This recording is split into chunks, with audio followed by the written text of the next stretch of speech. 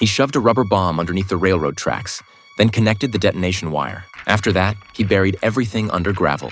No one would be able to discover it. Finally, he grabbed the detonator and hid in a nearby grove of trees. His goal was to blow up the German military's supply train. But as the train drew closer and closer, he hesitated. There were actually hostages tied to the front of the locomotive. To avoid harming them, Jimmy could only detonate the bomb early. This also gave the engineer enough time to react. In the end, the train was stopped before reaching the detonation point, so the train didn't derail. So now the German forces only had to repair the tracks, and they could keep moving. Mission failed. Jimmy could only activate Plan B, but it wasn't going very smoothly. Because of the earlier explosion, the German commander had already sent out a large number of soldiers to search the entire forest. Even though Jimmy had a very serious leg injury, he was still gritting his teeth and pushing through. Fortunately, he was quite familiar with the terrain around here. After rolling down a steep slope, he finally reached the tool shed by the tracks. Jimmy took out a wrench from inside and unscrewed the bolts on the rail one by one. But being so focused, he didn't notice that several patrolling soldiers were getting closer and closer to him. Worse yet, the tracks had already been repaired,